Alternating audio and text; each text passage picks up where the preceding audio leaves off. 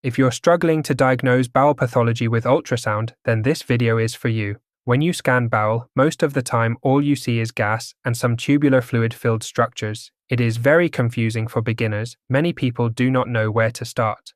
In this video, you will learn the most common bowel diseases and how to diagnose them with systematic and practical framework that works very well in real clinical practice. After watching this video, diagnosing bowel pathology will become much easier for you. You will be less likely to misinterpret your findings. This approach will also increase your confidence during scanning. This is a list of common bowel pathologies you will mostly encounter while scanning the small and large intestines. Remember, ultrasound cannot diagnose every bowel condition. This list includes about 85 to 90% of clinically important bowel diseases that can realistically be detected on ultrasound. Many other conditions are diagnosed using CT, MRI, endoscopy, or histopathology. Ultrasound alone cannot reliably detect all bowel diseases.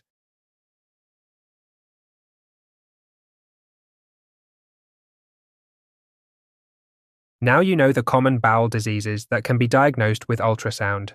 Next, I will share a practical framework to help you diagnose them. Here is a checklist you should go through to reach the final diagnosis. Before you start scanning the bowel, you must first look for clinical clues that suggest the probable pathology. First, ask about the patient's history and review investigation findings. This will guide you toward the correct differential diagnosis. For example, an older patient with weight loss, constipation, and blood in the stool should raise suspicion for colon cancer. In such cases, you should focus on the colon and carefully look for both direct and indirect ultrasound signs. So always ask about the patient's history before starting the exam. This helps you know what to look for and where to look. Next, ask the patient where it hurts the most. If the patient can clearly point to the most painful area, there is a high chance that the pathology is located there. Carefully examine that area first. After that, scan the rest of the abdomen. The location of pain can also give you clues about the possible disease affecting the patient. Certain bowel diseases commonly occur in specific areas of the abdomen. For example, in appendicitis, the pain is usually located in the right lower quadrant of the abdomen. Appendicitis is also most commonly found in this area, so when a patient has right lower quadrant pain, you should carefully examine that region and look for signs of an inflamed appendix. Intussusception is common in children. The most common type is ileocolic intussusception. It is usually seen in the right upper quadrant of the abdomen, near the right kidney and the liver. So when you suspect intussusception in a child, you should carefully scan that area. Knowing these patterns helps you focus your search during the ultrasound examination. Of course, you must still scan the entire bowel in a systematic way. However, when the patient's symptoms and investigation findings suggest a specific disease in a certain part of the bowel, you should spend more time examining that region to confirm your diagnosis. Another important step during bowel ultrasound is to decide whether you are looking at the small bowel or the large bowel. Let us understand how to differentiate them on ultrasound. Large bowel location is an important clue. The ascending colon, descending colon, and rectum are fixed in the retroperitoneum. This means they usually stay in the same position. However, the transverse colon is not fixed and can move more freely. The colon can also be identified by the presence of haustrations. These are the sac-like segments of the colon. Haustrations are easier to see when the colon is filled with fluid. When the bowel is collapsed or empty, these features become harder to identify. Small bowel location is also helpful when identifying the small bowel. Most small bowel loops are not fixed. They move freely within the abdomen, similar to the transverse colon. The small bowel is characterized by the folds of Kerckring. These folds are seen within the bowel wall. You will usually see more of these folds in the jejunum than in the ileum. Now you know the probable pathology from the clinical clues. You also know how to identify whether the pathology is in the small bowel or the large bowel. Now let us understand what to look for to confirm the diagnosis. While scanning the bowel, carefully observe each part of the intestine. Look for any abnormal pattern or unusual appearance. Remember, a normal and collapsed bowel is often not well visualized on ultrasound. However, when there is pathology in the bowel, it usually becomes easier to see because it creates a mass effect. A thickened bowel wall, especially when it is associated with abnormalities in the surrounding soft tissues, produces a clear mass effect. This can be easily recognized on ultrasound. In addition, a thickened bowel segment often contains less gas, which improves sonographic visualization. If you suspect any abnormality, carefully analyze that segment of bowel. Keep the following points in your mind while evaluating it.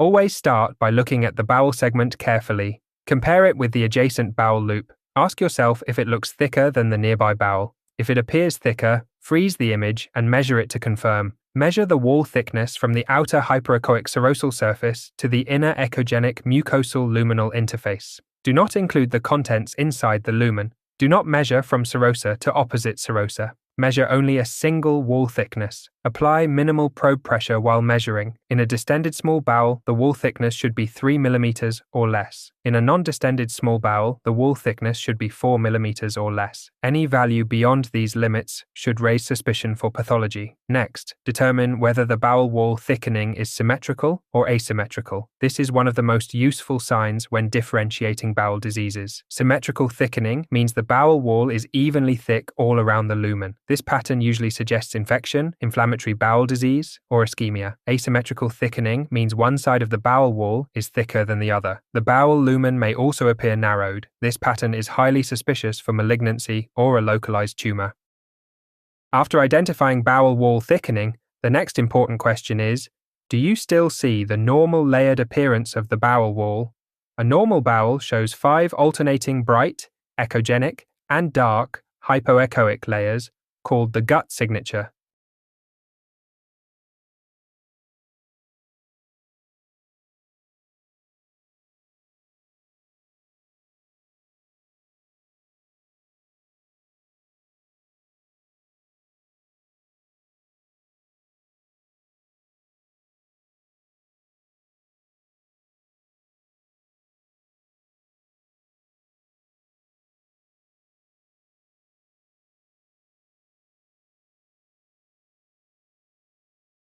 Check whether the bowel is dilated or collapsed.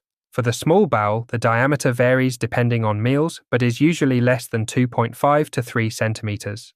A diameter greater than 3 centimeters may suggest an obstruction. For the large bowel, normal diameters are different. The colon is usually normal up to 6 centimeters, and the cecum may measure up to 9 centimeters.